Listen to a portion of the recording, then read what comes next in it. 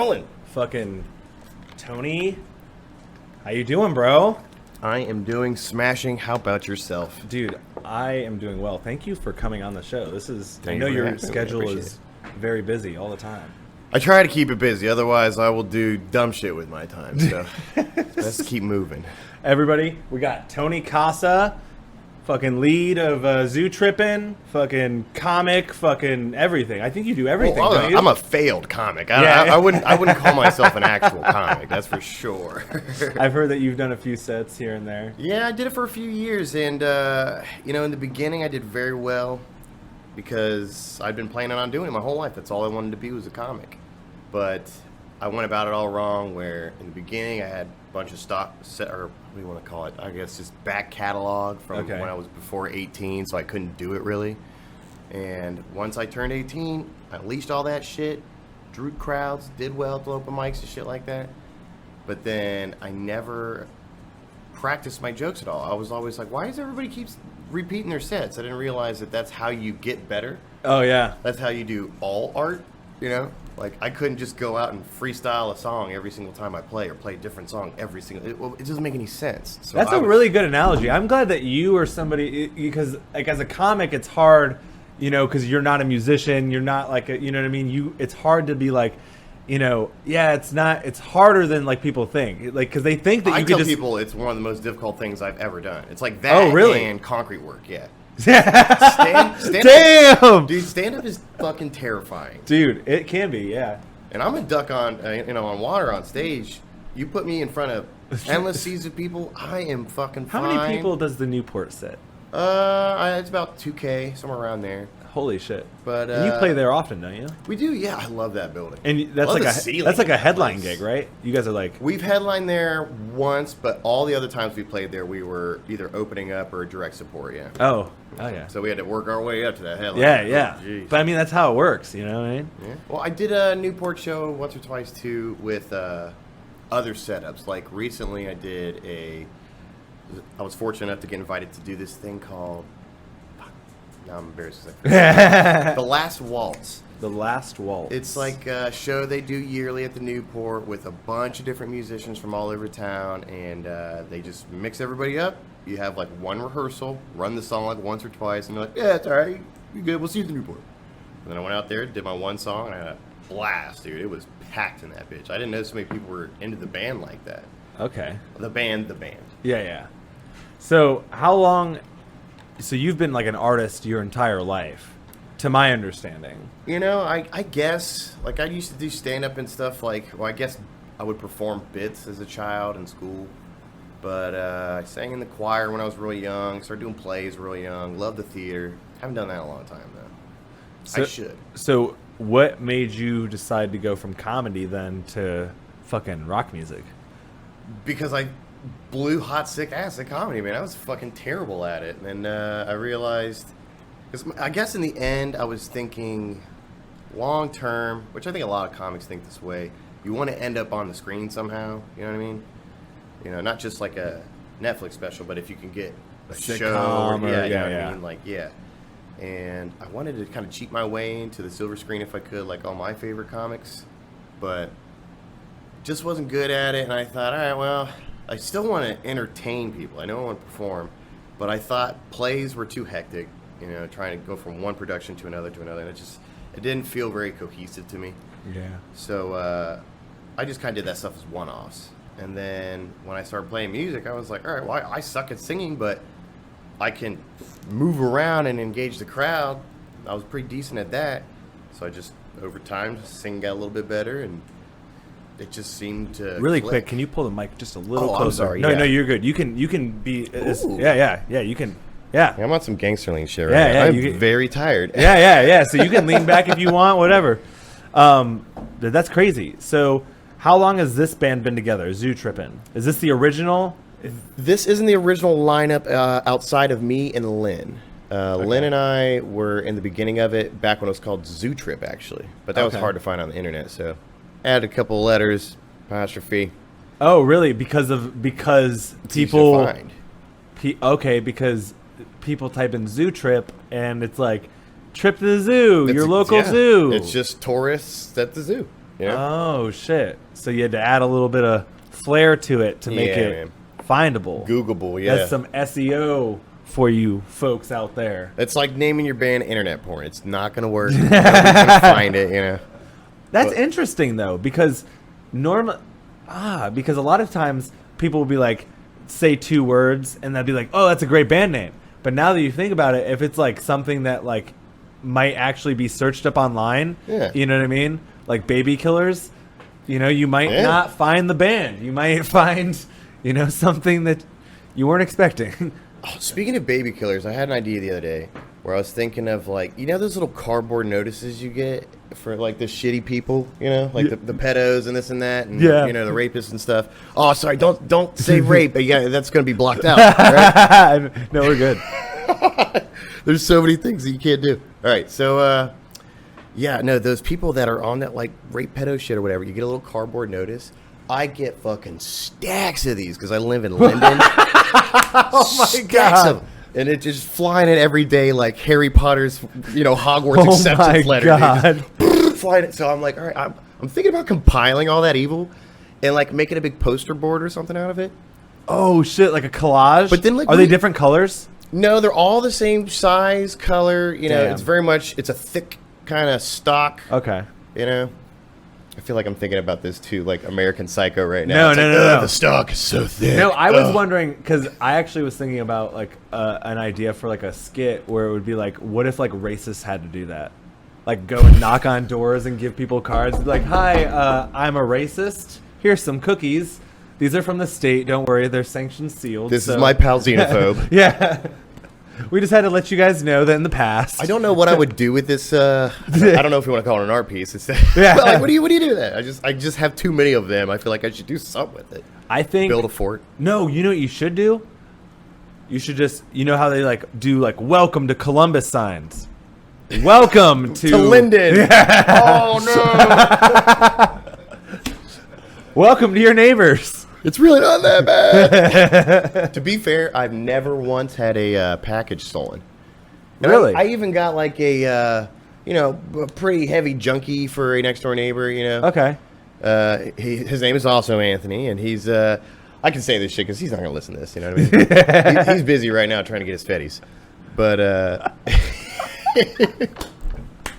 one day I came home and this guy had moved a package or two off my front sidewalk where it was exposed to the general public, through my fence and like up to my door in the porch, kind of. So it's like reverse package theft out there. It's not, Linden's not all that bad as all. Yeah. Okay. I was gonna say, I lived on Shanley. Shanley, right? So kind of like, I guess, North Linden. It's like near Morse. Okay. So do you know where the that fucking DeSales is? Yeah, it was like right there, right next to the football field. I lived in like an apartment complex, like in the ghetto. So you can't even have a gun there. It's ghetto, but you're by a school, dude. Yeah, and so I was buying a bunch of like brewing stuff to like do homebrew stuff, and somebody had cut open one of my packages and looked inside, didn't know what it was, and just left it. They probably thought it was a meth kit or something. Like, what? I didn't touch it. Just walk away from that shit. Dude, it is pretty crazy. Like, dude, that little bit, wicked cottonmouth, man. What is that? Huh? What strain is that? I have no clue. I just got it. Oh, by the way, Dusty says hi.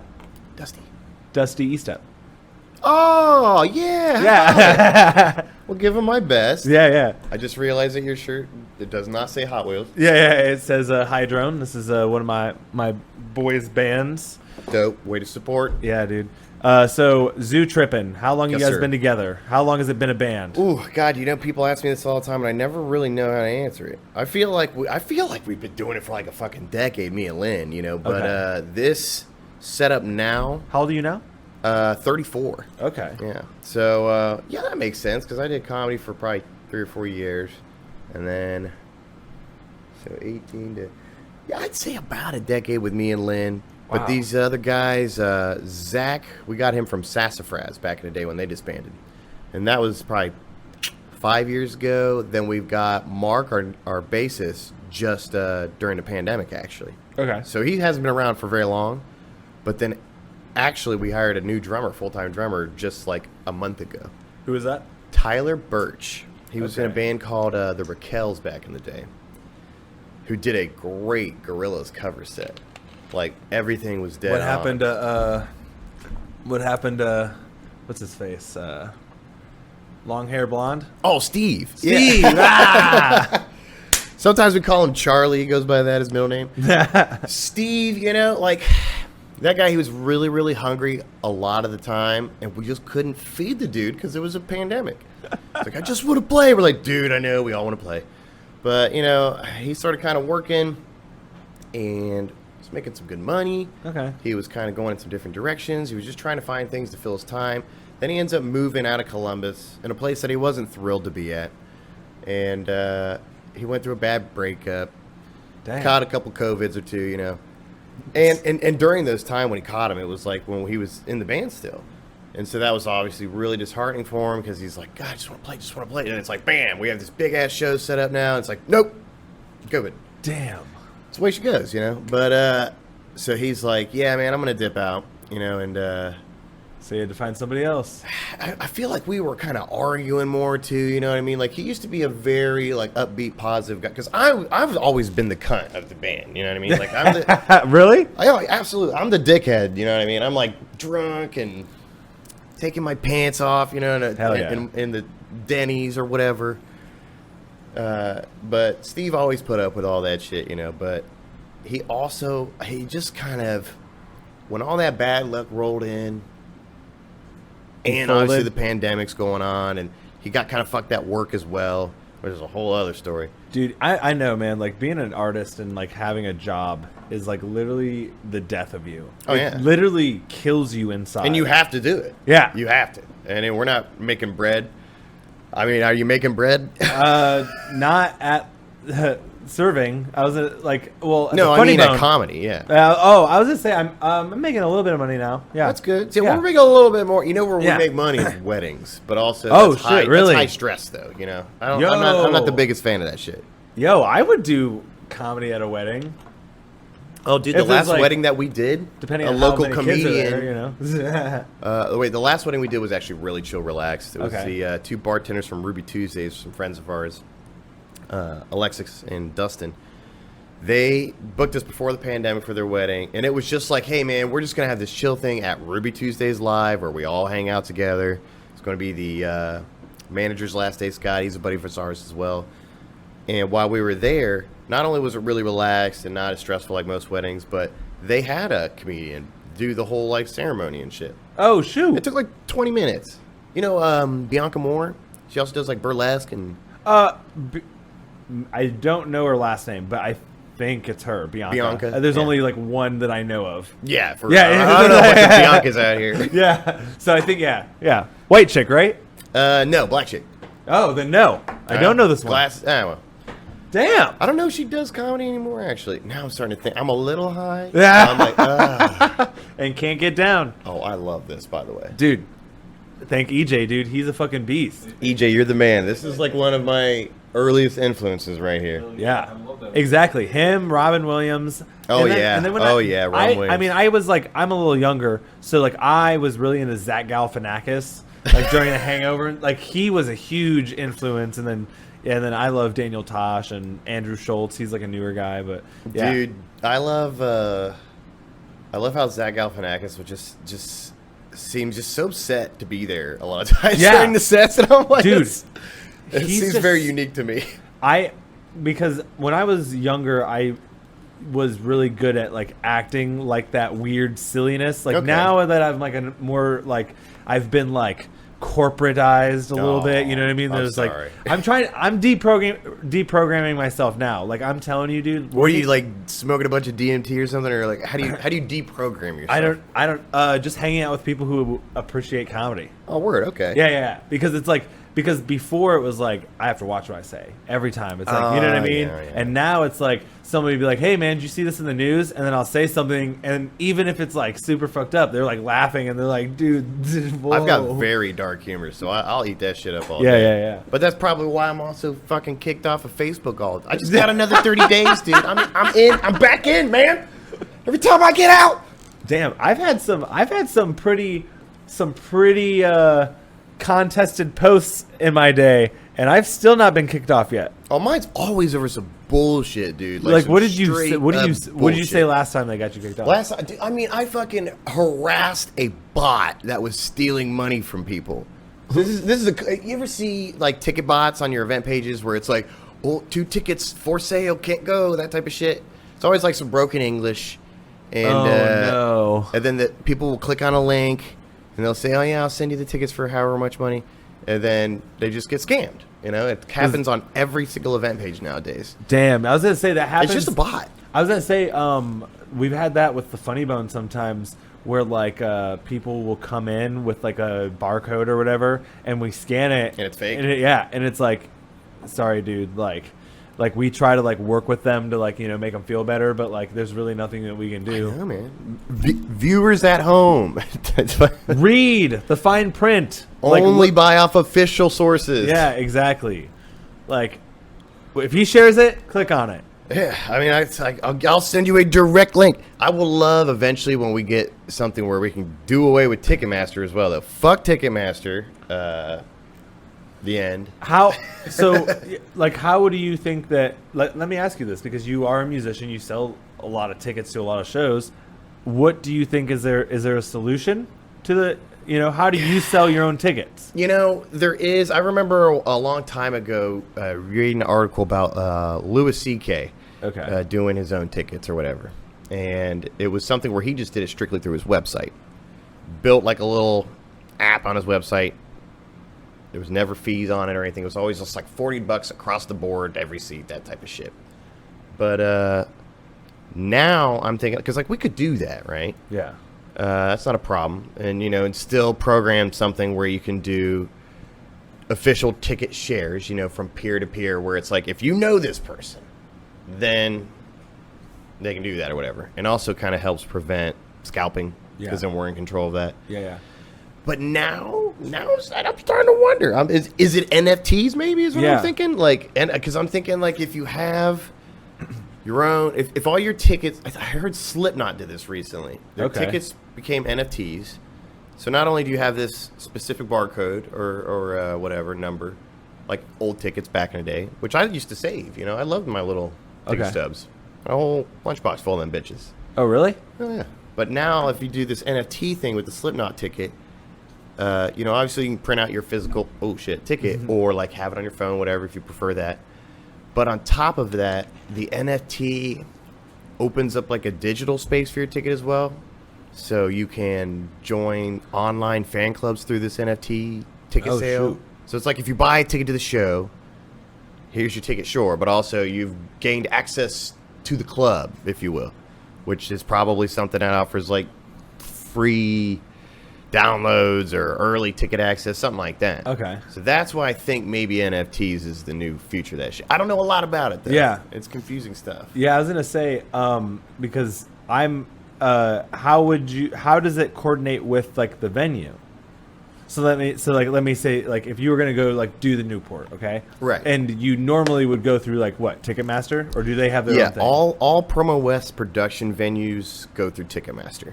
But which is good and bad, because And there's no way to like negotiate out of that? no, not at all. Fuck. Dude, the thing with Live Nation at Ticketmaster is you're throwing rocks at God, you know, like it's not gonna work. They own fucking everything. They monopolized all the shits. Okay. So not a lot you can do there, but the good side to say doing like a A&R bar basement Newport fuck is that place called now? Kemba Live, I think is what it's called now. Okay. Used to be called Express Live. Oh, the bank bought it? Yeah, I guess so. Yeah. So all those places, and there's also Stage A&E out in Pittsburgh, are run by Promo West, which is a subsidiary of AEG now, I believe. And AEG is the only other company that can hold a candle to Live Nation. And both of them are sucking Ticketmaster's dick. So it's like, you know, Ticketmaster's out there just walking these guys around on chains and shit. It sucks because of the fees will just rake you over the coals, dude. They're terrible. But if you're doing one of those local shows for a Promo West venue, you can also still get the physical tickets, which, again, I like to collect that shit. And with a physical ticket, there's no taxes. So you're not paying $20 for a $10 ticket. You're just paying $10 for it. Okay. So that's kind of the only way to opt out of that, I think. Okay. Yeah, because I feel like that's something that I've been thinking about, you know, trying to figure out, like, how do you go to a website, you know, they're going to take a cut of, like, you know, whatever you're selling anyways. So it's like... Well, a lot of the shows we do now is like Eventbrite, and you can obviously do this with comedy or anything. Okay, yeah. And that's something that we normally do with the venues, like the local ones, where we'll have an online ticket link, but it'll be through like Eventbrite or I forget the other one's name. But they do take a small portion for it, for their website or whatever. But they're nowhere near as bad as, say, a Ticketmaster when it comes to scalping and fees and all that bullshit. You know? Okay, hell yeah. All right. Good stuff. So what would you say is the biggest show, the craziest show that you've ever played? Like, That's kind of a tricky question. Biggest show I would assume would be when we played main stage at Bunbury Music Festival. You ever heard of that? It's in Cincinnati. Okay. And it was like... Wait, what'd you say it was called? Bunbury Music Festival. You know, I think I have heard of it. Yeah. You got a B as like the icon or whatever. Yeah. But that one, that was main stage, so there was thousands of people for that, for sure. Like, it was... I mean, like, Confest is always thousands of people. Trauma is always thousands of people. You Stuff love playing like at that. Trauma, don't Oh, you? my God, I love Trauma, dude. I got my Trauma mug in the car right now. But, do you partake a lot in it? I didn't in the beginning, you know, because I was like, what the fuck How many is times this? have you gone? We've probably played it like the last 4 or 5 years or something. Okay. So, I mean, I've been there for a long time now. The guy who runs it is actually my landlord. my mom delivered his kids. He gave her a tattoo, and she is not a tattoo person. I forgot your mom's a nurse. That's hilarious. So, shout out Nick Wolak. He's a champ. And he never raises rent, you know, like people do with, like, inflation and this and that and gentrification or whatever. He's like, it's written in the lease that he won't do that to you ever. Oh, shit. That's So nice. if you're paying X amount now, you'll always pay that much. Oh, that's dope. Anyways, I did eventually start opening up, you know, to it. I think it's because I was like on acid or something. Okay. And I was like, all right, What's your favorite let's go thing? get whipped, you know. What's your favorite thing to do there? I like getting tied up. I didn't Okay. realize I would like getting tied up. Okay. Never would have thought in a million years I'd enjoy that. I'm always like, leave me a free hand so I can like hold a beer or have a piss, you know what I mean? Yeah, but yeah. like, other than that, I'm like, all right, tie me up, let's go. And then the flogging, What's that? like the whipping. Oh, You know what I shit. mean? Like that, I got a little lost in that actually when I was tripping that first time. I was like sitting there thinking like, do I like this too much? At first I was like, because I'm like getting all into it, and then I started having like this weird like white guilt moment of like enjoying Wow. being flogged. And Yeah. I'm like, this is inappropriate, man. And I'm like Damn. sitting here just kind of like internally kink shaming myself, I guess. I hear a lot of people like the cupping. Oh, yeah. Well, I like the cupping. It feels good. I don't believe in all that fucking voodoo Jesus magic they're talking Okay. about there. That Eastern medicine bullshit. Yeah. Where they're like, oh, we're going to pull out all the toxins. I'm like, no, you're not. You're going to try to tickle me while I got a bunch of cups stuck in my back. There's a 80-year-old couple. We're gonna revive your chakras, Okay, yeah. your chi, energy, Tony. We're going to bathe our crystals in the ocean during a full moon. Oh shit, dude. So is music and comedy the only thing that you've done, or you talked about theater a little bit? Did you do a lot of like theater, or I've done a few plays. Yeah, I've done some comedies and I've done some dramas and shit. And I've done some musicals. That's something that I never really could do in the beginning, though. Was like I was never good at the musicals because I wasn't really a good singer and I sure as shit couldn't dance. I'd like to try that more, actually, like dance and musicals. Like one day, I think I want to take salsa lessons or something like that. musicals are really fun if they're the right musical. Like I remember the thing that actually made me change to like wanting to be a comic was because I went to a musical in high school and I saw them do Tarzan, dude, and it was That sounds engaging, like the Spider-Man show where they flying around and shit. yeah. Dope. And dude, and the thing was that it was so good that's like probably the best that city will ever dude, they talked about it like forever, and it was like in the news on all the papers. yeah. So, but it was just like it was like really good, and I was like, wow, I really want to get on stage, but I was like really into like watching stand-up comedy, and I was like, this is what I want to do. But then afterwards, I was like, I want to be an actor. And then when I moved to Columbus, that's like when I was like, like, you know, acting is cool. I did a musical, Shrek, the musical. Yeah. And then the girl who's the lead in the that new Steven Spielberg West Side Story, you found her from her high school production of Shrek. yeah, dude, Yeah, that's nuts. crazy. We actually had a guy. Wait, you said the person was playing West Side Story? The new lead girl, Okay. Maria. Yeah. And then it just came out, I think, in May. Yeah. And the last thing she did was like a high school production of Shrek. Yeah. That's funny because from our high school, we did a version of West Side Story, but they had done a previous older version of West Side Story, and the guy who played Tony ended up going to Broadway after nice. his So that's kind of crazy. That's like, but it was like West Side Story. I love West Side Story. I love played West Side Chino. Story. You get to Oh, dude, I was Tony until I got caught smoking pot. Ah! And then you know what they Were you- did? that's crazy. You know what they did afterwards? You though? were method acting. This is the same thing that happened to me 2 times, both during musicals. Uh-oh. And I forget what the second one was. It doesn't matter. Some other musical, though, where I got a higher up role. And then they're like, we just got this guy fucking high again. And I'm like, guys, we're acting. Yeah. You could be a little high. Dude, you know? that's so crazy to me because I didn't realize, because I didn't smoke regularly at that point yet. In high school? Or no, I didn't start smoking until like 19. But really? yeah, I was like really late and drinking. Like I was pretty late to the game. I didn't really start drinking until I was 21. Oh shit! I did all the drugs and shit, though. Yeah.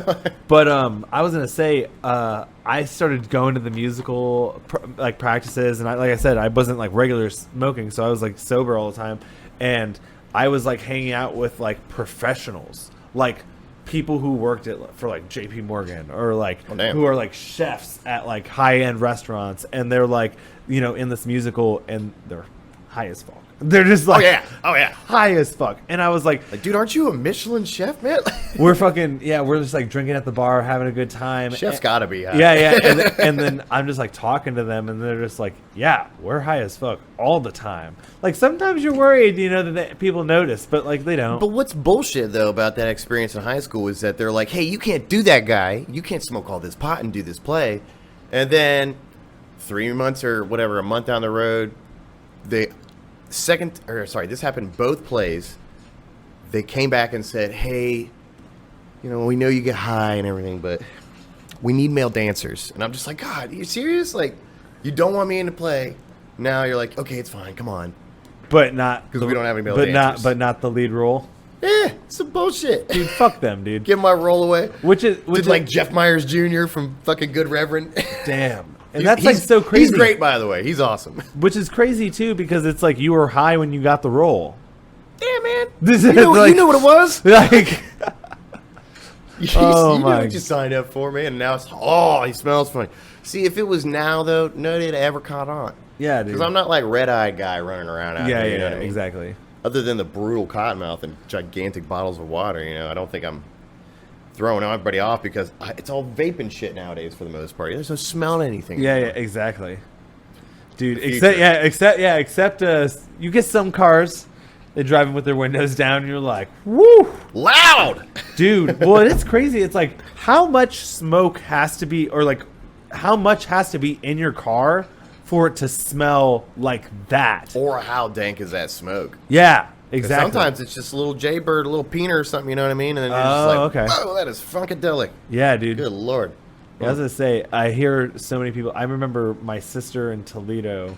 I was hanging out with her, and she's like older than I am. And so she had a lot of experience, I guess, with the mids and stuff like that. Yeah. That'll give you a headache, man. And she was like complaining because she was like, dude, like you can't even get mids anymore. Like, so you know, she's like, I can't, like, I don't want to be fucking like, you know what I mean? Because it's like mids, you could smoke a whole blunt and you'd then be you're all like, right. yeah, dude. My buddy Jesse, we were just in Cincy for that Jack White show. Okay. And then Reds versus Tribe or Guardians. Okay. Great day, whatever. But I'm sitting there blazing down this new age shit. It's 35%, whatever, you know. She's like, God damn, I wish I could just get some mids. I was like, you can't. You're right. You can't find that shit anywhere. Yeah. She's like, I'll deal with the Caesars. It's fine. I just don't want to be like blown away, you know. Yeah, dude. I like the anxiety. I don't know what it is. I feel like there's like a part about freaking out all the time that just like adds a level to your your performance. Well, like I said, I'm paranoid all the time already. So whatever, dude. Like, let's just add a heightened level of awareness. I also like to make everybody else feel as uncomfortable as I do, so we just share in that experience. Do you guys travel a lot for your band? You know, we went from let's say minus coronavirus, because like I feel like coronavirus. Yeah, we're just everything now up. getting back into traveling. Yeah. You know what I mean? Like I'm booking some shit in like Indiana and Kentucky right now. Where's the farthest that you've gone? I want to say past New York. Okay. Up east. I'm geographically challenged, man. I'm so bad. No, you're at good, like, dude. That's funny. So around New York, I'd say. Okay, so but you travel. Yes. We haven't been far out west yet. Okay. But we had all that planned before the pandemic. I think, honest to God, I think we were the most touring band. Like, I think we had more tour shows on our schedule for that year when the pandemic hit than any other band in Ohio. Like, more than Black Keys and 21 Pilots and all that shit. You know what I mean? Like, we had 9 months out of the year set aside into, like, 3-month tours. And then it all came crashing down. And then our booking agent, we think died.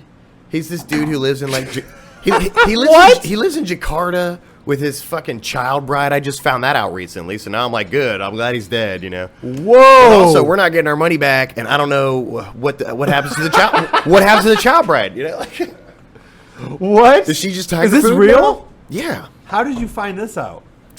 Just through a series of emails and stuff. Like, we were trying to hunt Who this guy down. Who are you? Okay, who are you emailing? Steve was actually the guy who was like Johnny on the spot with like, all right, let's try to figure out who this guy's family is so we can contact him or whatever. And like I was like, I know he's got a wife. At the time, none of us knew it was a child bride. You know, we just figured How old was she? A dweeby dude from fucking like Indiana, but he moved to Jakarta. How old was this guy? The dude was probably 50, something like that. How old was she? 55. I still don't know. Because our new drummer was like, dude, that guy that used to book for you also booked for us. And he just disappeared off the face of the earth. We never got our money back. None of that shit for them tours. So he was like, yeah, that guy's a fuck up. And I'm like, yeah, dude, if he's not dead, I'll happily go to Jakarta and kill that motherfucker myself. And he goes, dude, honestly, that would be really dope because he's got that late child bride and everything. And we were all like, what? What? Like the Whoa! records. Now I feel like an asshole for working with him at all, you know? Wow. I mean, I guess that's like, how much money do you have to make to like start doing weird shit like that? He didn't charge us a lot for booking. He didn't charge any of the bands a lot for booking. Was he rich? I don't think so. I think he moved to Indonesia so he could stretch his money out. You know what I mean? Because I think he was always just getting paid in USD via PayPal or whatever. And is that how you guys were paying him? But he was real secretive too, man. Looking back on it, he didn't have a website or nothing. Like when we found out about him, he just had an email, right? Because there was other people in town, other bands that had booked with this guy, and the rumor spread that this guy was the cheapest booker out there for tours. Oh no! And he really was, dude. Because he would just sit there all day in Indonesia as the power goes in and out. He would just call people and just set up calling emails. Yeah, man. He was brutal too because he was very robotic. You know, like he would say the same things over and over, and if you did anything out of step, out of place, he would let you know profusely over and over again. Like, not like loud, he wouldn't yell at you or anything like that, but he'd never swear.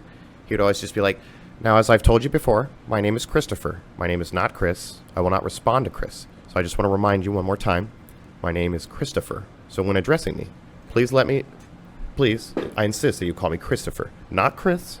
I know you've done this a few times now. So again, I'm just letting you know. My name is Christopher. Oh my God. Oh my! He'd have to talk to you on the phone for little meetings, even if nothing was going on at all. Even if there was no booking shit or anything, every week, once a week, he'd have to call the band, and we'd have to talk to this guy for like an hour with that robotic shit.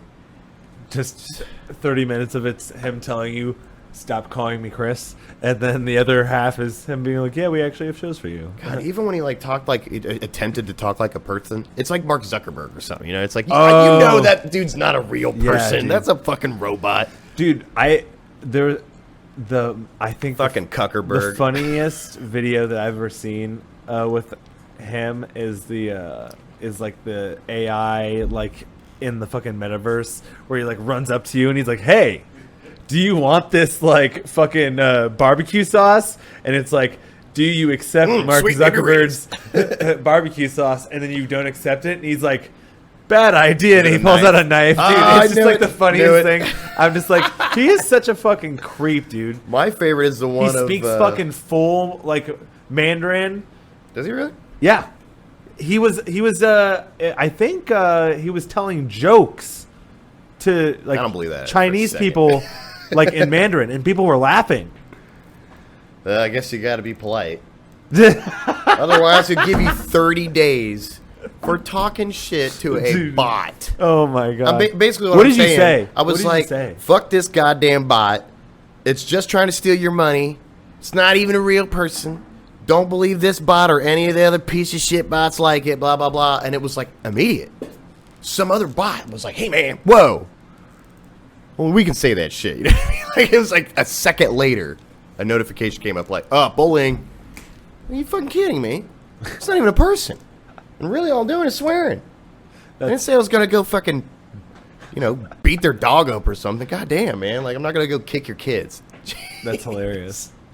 So, one of the things I do want to ask you, because you're Casa, and I know your brother, and I kind of know your sister a little bit. Yeah. But, like, tell me a little bit about, like, how you grew up and everything. Because I feel like... Hungry. Yeah. Because you and Jake, I feel like, are very similar in a lot of ways. Well, Jake is from what I like to call my era. Because, like, if you split it in half, there's 7 of us, right? Okay. It goes Ben, Tony, Jake, Dominic, Derek, Maria, Sophia. Now, Dominic through Sophia, they're younger. Okay. They didn't have the same experience as we did. Because, like, we grew up on the hilltop on the west side there in a fucking tiny little ranch house. And it was just crowded and not the best of times, I mean, it wasn't terrible by any means. But, like, I remember there were days where it'd be like, all right, in the dead of winter, we have to bring in, like, an outdoor concrete heating unit, which is very dangerous to bring inside to heat the house. Or, like, leave the oven open and just, like one of those jet heaters? Blare it. Yeah, like a jet heater. Whoa. I remember we'd be heating the house like that for days in the winter. My dad would be like, "Don't touch that. You will burn the shit out of yourself if you touch that." That's hilarious. He's, like, warning the dog about it. "Don't touch that." I remember when we moved to Hilliard. Well, it was like Columbus, but pretty much Hilliard, And that was just, I think, a better experience I wasn't there long, Ben wasn't there long, Jake wasn't there long. But all the younger kids were there. They had really nice schools and things, you know what I mean? They didn't have to walk through the hilltop in a Catholic school uniform and shit like that, you know what I mean? Like, it was not super safe. Like, we were in a gang for a fucking reason. You know what I mean? Like, to be safe. So tell me about the hilltop, because I'm not from Columbus, so I don't know a lot about, like, the different suburbs. I always hear West is the best. Oh, yeah. And I always hear people who are from West the east side. West is the best. And then I always hear people. That's what Ian Miller would say. I have him on next week. I'm pretty sure. I love Ian Miller, dude. He's fucking great. Dude, yeah. Shout out to Ian, dude. He's a fucking great ass guy. We're gonna have him on next week. But I think his post was like one of the last things I said on Facebook. It was something about what would you put on your headstone? Was that Ian Miller? I don't know. Maybe. What would you put on your headstone? I always said I would put. He thought it was funny. Like, just here lies Tony Casa. He thought it was funny. Like, that's a good line. AJ actually just sent me a video the other day. It was of Norm Macdonald of Norm Macdonald. Fucking love Norm. He like told a joke. I seen like him live. near. Oh, did you? Yeah. What'd you think? It was fantastic. Awkward, but Was great. Was it the one of his last things No, it was early on? it was earlier, yeah. Yeah, but I guess he had made a joke like a few times where the punchline was, "I didn't even know he was sick," and then that and I like that. Yeah, and then but the thing was is that nobody knew he was sick, so Oh. now everybody has to say his punchline because he just like he trolled everybody. Yeah, he wasn't like Patrice out here letting everybody know. Dude, I'm out here dying, man. dude, Patrice, I'm like, I really need to start getting into like the older stuff because I'm just like, I haven't really got into those like comics like from like, you know, like Richard Pryor and all them like in like. I mean, a lot Patrice of isn't that, even like, like, shit that old, you can't but really yeah. even, you can't do shit like that no more. Yeah, I know. So it's like what do you think? What do you like? Do you think that's just Columbus, or do you just think that's I definitely where don't the think world's it's just going? Columbus at all. Okay. I think that it's where at least America's going for sure. Okay. You know, and I think on the far end of that, like on the extreme, would probably be like kind of like the social credit system shit, like in China. You know what I Yeah. mean? Out here, I think we got a little more room to breathe, but I understand what the PC thing is. Like somebody rephrased it to me once because I was always a dick about it. Yeah, yeah. But then somebody rephrased it to me. It's like don't call it being PC, call it being respectful, and that kind of changed my opinion on it, you know. But also, it's like, man, I'm an ex-comic, man. There are no sacred cows to me. You know Exactly. what I mean? I think the moment you hinder speech, you're treading into a very dangerous at most, or a very boring at least situation. Yeah, and that's like I was like explaining earlier is like when you have to like watch what you say, Yeah. it just makes everything more stressful. It just like not just for you, but like for Yeah. everybody because now there's tension because it's like they're watching you like you gonna say something and then you're like, am I like I don't know. So it's like Well, I've been pretty fortunate too to like be around a lot of people, different types of people. Mm-hmm. But one of the things that they share, one of the few things that they share, is a sense of humor. You know, exactly. And also, I don't want to say tough skin because you know I'm a fucking head case. You know, I got all types of crazy shit going on with me or whatever. You know, but I just think you know because mental health is great or whatever. But I also think, God, I don't want to say tough skin. I don't want to say suck it up or whatever. But also just like be able to take a hit. You know. Yeah. Like, I grew up with a guy on the Hilltop who I played with in a band. Like, we grew up together, you know, played on sports teams together, started playing music together, and then we even lived together for several years. Okay. And he transitioned to a she during that time, and Oh, I've heard stories about this person. great lady, Yeah. dope. He was kind of messy before he transitioned, but that's because it was a dude in a woman's body. Or wait, Yeah. a woman in a dude's body. Yeah, you yeah, know? yeah. And then once he or she opened up, you know what I mean? See, I'm still working on it. Yeah, yeah. Once she opened up, though, and you know, did all the hormone stuff, that and blah, blah, blah, after the transition, way nicer, way more enjoyable to be around. She's Yeah. fucking dope now, dude. Yeah. Because she's comfortable in her own skin. But also, she'll make mad jokes, dude. Yeah. About herself and everybody else. Yeah, I was gonna say that's like one of my favorite things about like Estrella is that like Straight fucking brutal, dude. she doesn't give brutal. a fuck. She'll go ham and she's like she's a smoke show too, by the yeah way. exactly and the thing I'm always telling Cecil, I'm like, dude, your girlfriend's chef kiss. dude I was gonna say he's had to go up to some people and be like, hey man, back off because like you know people it's appalling to me actually like I didn't Dude. know how bad dudes actually were just like walking up to like And just yeah, just like either word touching vomit. them or don't touch. yeah, like don't do that. Either that, like or just like messaging them like on their DMs. Like it's just like weird. Especially like I'm hearing stories about like Uber drivers and Lyft drivers now. Yeah, I heard about that. That's Dude. fucked. Because Like- that's extra scary. Because then you're like trapped with them. Yeah. That's a whole other level Exactly. of fuckery. It's right like there. now do you know like how do you know that That's they're type gonna of shit take make you want home? to carry a pistol on you. Know what Exactly. I mean? Like, all that's going into effect, by the way. You hear about that? Oh my god, dude, that's just like so insane to me. It's like I It's gonna couldn't be like Texas out here, dude. I just like feel so like I can't even DM a woman, let alone, you know what I mean, like be like, "Hey, I know I just drove you home and you gave me 4 stars, but like I was wondering if I could get your number. Like what? No, you know where I live now. You have my number for an app. Yeah. That's all it's for. What I'm trying to pick say me is, up and drop me off. for safety reasons, I think that everyone should just put their address a little bit farther, and then. Well, now I have said some foul shit to Cecil. We got his ass naked in a music video for. I was just showing him that. Yeah, for your tiny desk entry. Yeah. And we were going to have Estrella in a video after that. We're going to do a million things. You just got to get around to it. Yeah. But I feel it, man. he was funny, dude. I was eating donuts off that dude.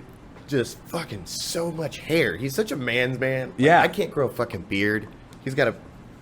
If I could just take that amount of hair and have it here. And he's clean now too. Shout out to Cecil. Isn't that exciting? Yeah, he's like a been month doing it, deep man. right now. Yeah. Yeah, dude. Fucking Doing the congrats, damn bro. Yeah, thing. dude. Yeah, I think We've gotten fucked up. that's together, commendable, too. man. Because I feel like I know I've never been addicted to alcohol, but Really? like yeah, I've See, that's kind of my thing now. Yeah. yeah. I was gonna say like I've been Well, I've always been an addict for I, everything. I'm though. I'm an addict for everything, but that's like one of the things that like when I get super fucked up, it's one of those things that I'm like okay, I can't do that. Back it up. Yeah. But like everything else like causes issues in my life. But And I soda, I know and how everything. hard it is to get clean and shit, man. So kudos Yeah. to Cecil, dude. Yeah, That's dude. fucking. Yeah, You congratulations. know, he came up with my younger brother Dominic. They were like best buddies. Oh yeah. So like I got to know him when he was in grade school, I think. Did Jake end up telling you about the last time that he went and did stand up? Jake did stand up? Yeah. No. I convinced him to do stand up, Nice. and it was like Bossy Girls. Oh wait, no, he did tell me about that. Yes. Where the girl. Yeah, she got mad up because he called her sweetie. I guess she said something too about someone dick- else's jokes. Oh, I don't know. The way Jake explained it to me, he was like, she was yelling at me because she was mad at me.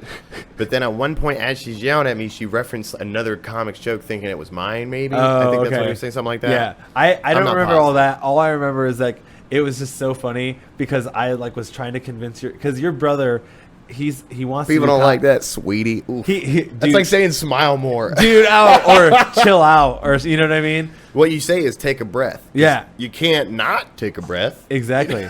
So, but it was like it's so funny because she like got up because she went to go smoke, and he was like pretty drunk already, and he's like, "Where are you going?"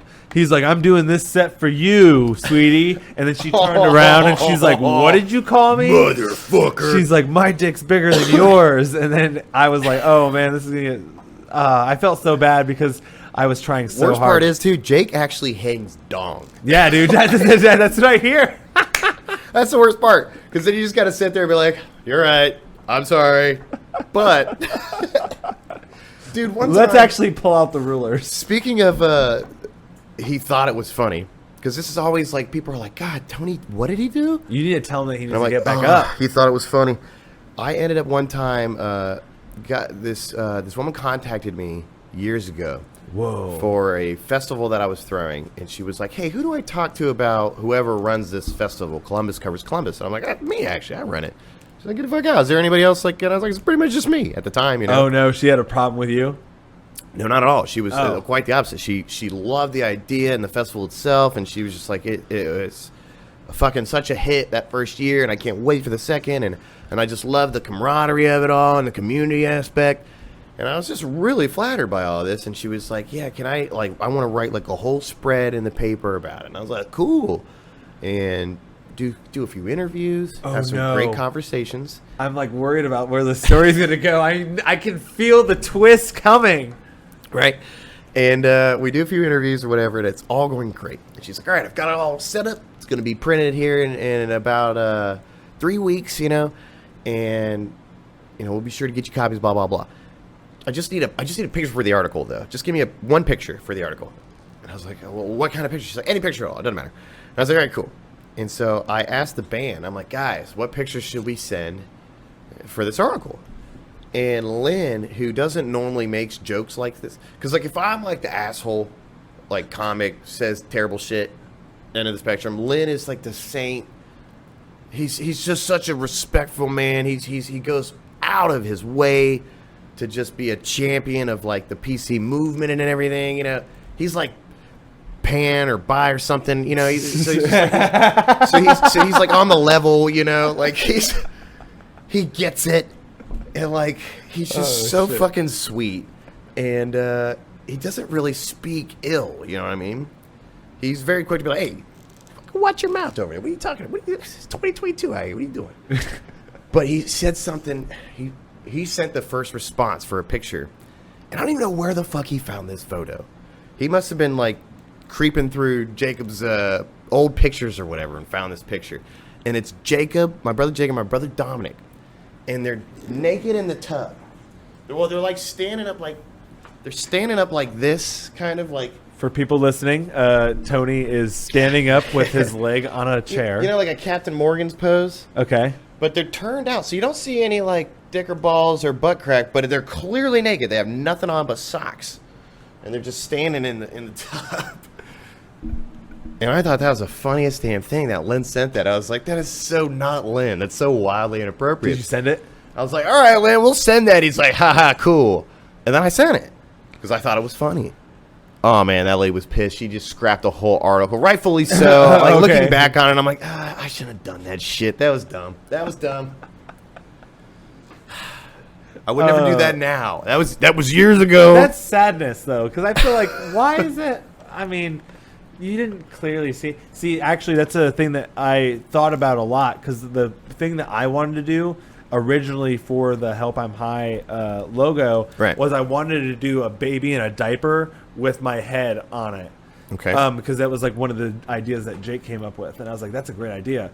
But then, like, I was like thinking about like the whole Nirvana baby thing. Oh yeah. And then I was like, fuck." So then, that was Dick and Balls exposed baby. Though. Yeah. That's not in a diaper. Yeah. So I was just like, just in case. So now I guess kids anything. Like, I don't even talk to kids no more. Yeah. I love kids. Yeah, exactly. When I see them, I like put my hands in the air. And yeah, shit. Exactly. It's like, hey man, I don't have anything on me. Like, yeah, dude, keep your distance, buddy.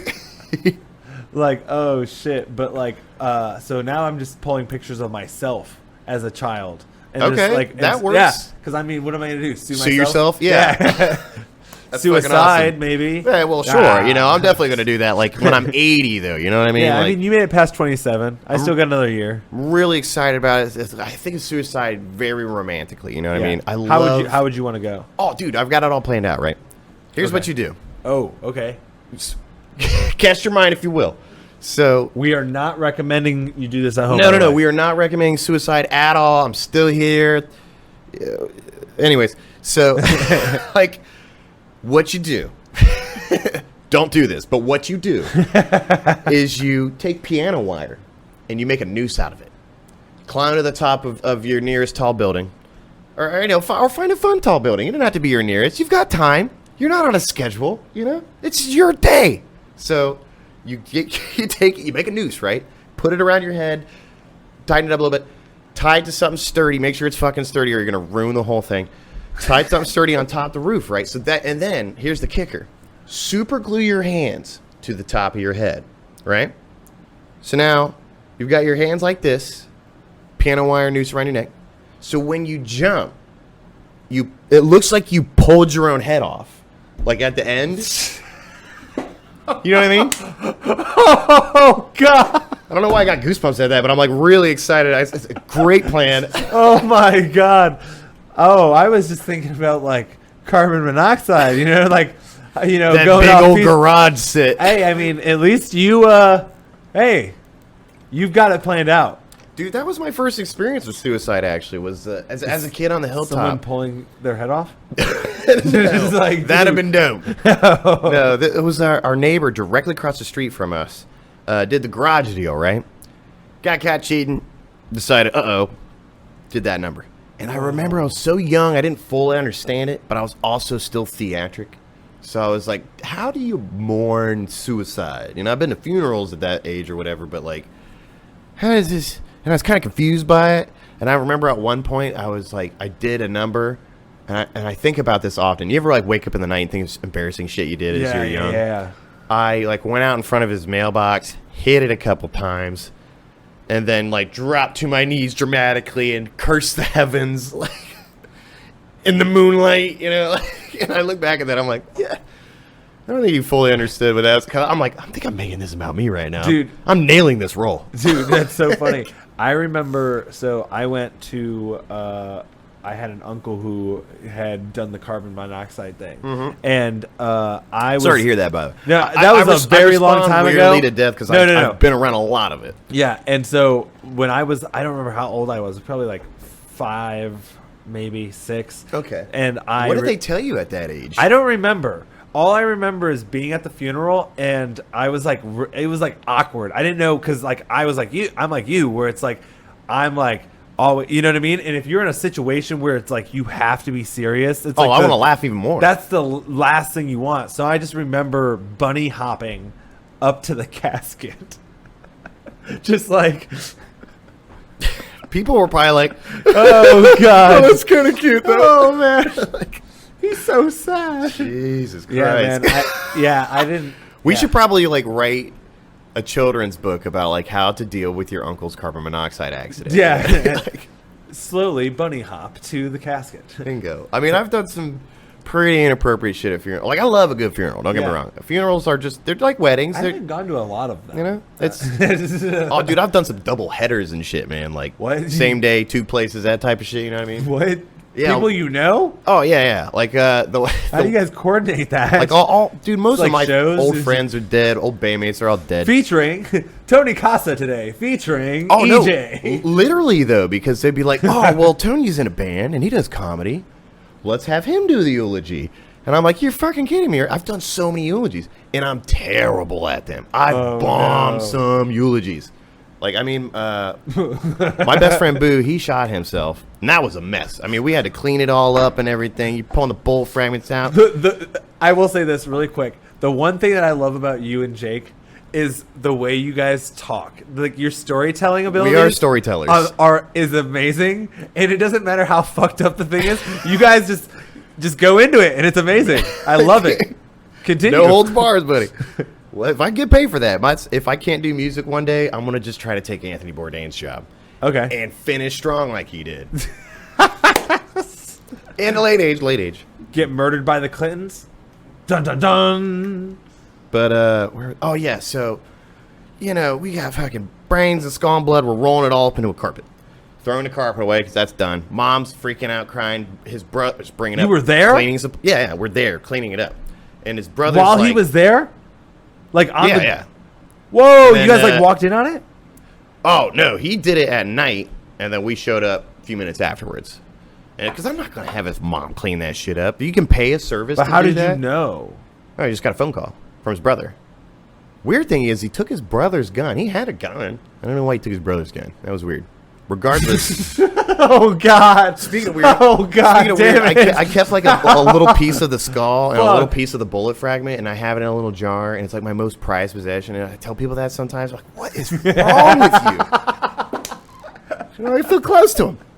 So, fuck. We're cleaning it. We clean all that shit up or whatever. The funny part about it, though, was they load him up into the hearse, right?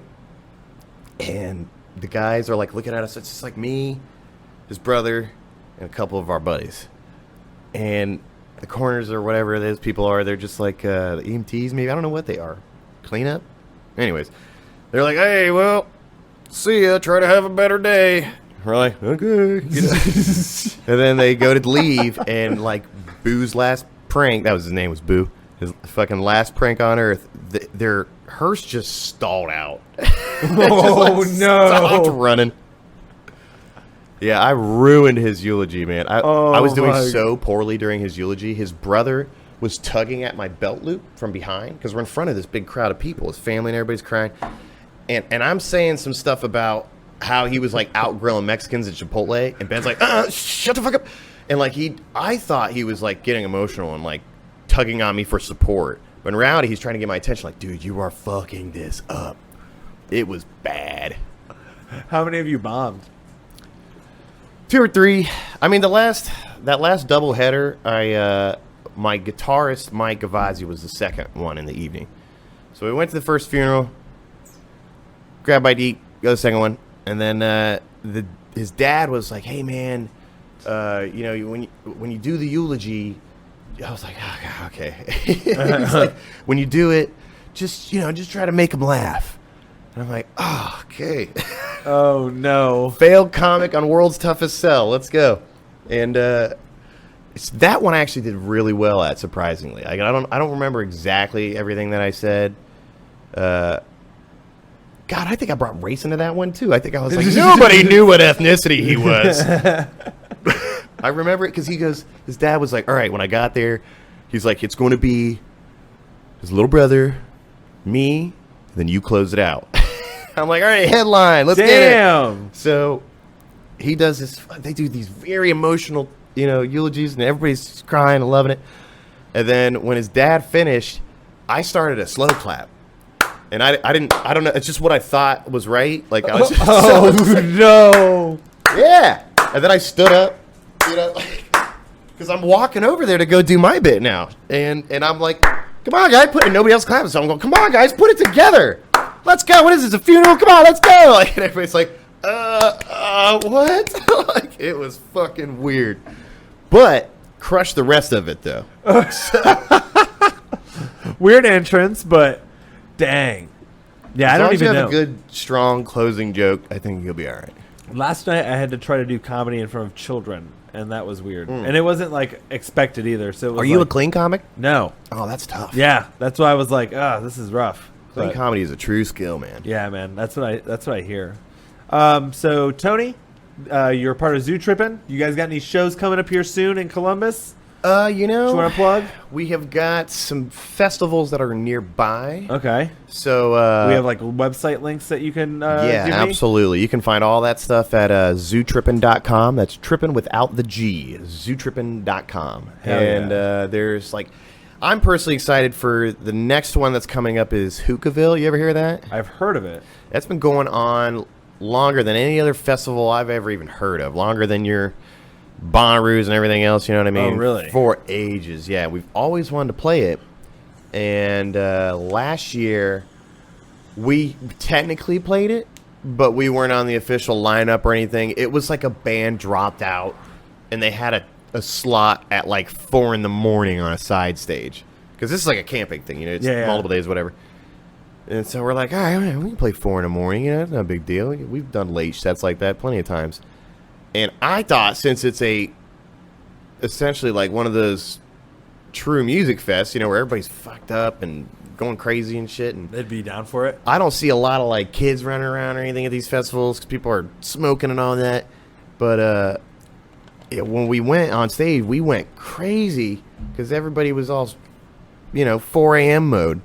And at one point, I got totally naked. And I've only done that twice. So like, I get totally naked, and it's for this unofficial spot or whatever. And then we found out that there were some people in the audience that maybe shouldn't have seen that. So I was like, oh my God, were there young people here at 4 in the morning, blah, blah, blah. Turns out one of our biggest fans is this like 12-year-old girl who was there with her mom and her boyfriend, which is, her boyfriend's a friend of ours too. Oh no. She didn't see anything, but she basically showed up at another festival following, and she was like, hey, can I make a request? I was like, yeah, anything you want. And this is how I found out about it. Because she's showing us pictures from, like, when she was, like, 5 watching us at festivals. She's been around for a minute. And, like, pictures of us with her and everything, from years back. And I'm like, it's crazy that we know each other. You're grooming. Oh, no! No, but, like, what ended up happening, though, is... Jake, who plays in Rockstead. Okay. He's like her mom's boyfriend. He sees me getting in the mode because, like, I'll play in my underwear all the time. I sweat constantly. I'm always burning up. So I get in my underwear. That's fine, whatever. But this time, I think he saw the look in my eye. He's gonna do it. That's when he's like, "Hey, we're gonna go." So like, she didn't see it, but she asked me at the next festival. She goes, can you not get naked on stage today? Because I guess you got naked last time, and then I couldn't see the rest of the show. It was like this earnest just disappointment. And I was so embarrassed and so ashamed. I will never, ever do that shit again. No matter. First time I did it was at Trauma. That's guaranteed to be no kids there. It's a fucking fetish party. Yeah. I'm not even going to do it there anymore. The naked thing is done. Naked thing is done. All right. Well, guys, thank you for watching. Thank you for listening. Tony, thank you for being on, man. Dude, I I appreciate know you it. just blew your nose, but fuck it. I Here, don't give me give some a fuck. elbow. Hell yeah, dude. Thank you so much for coming on, guys. Yeah, Thanks, thank you. and we'll catch you guys next week. Word.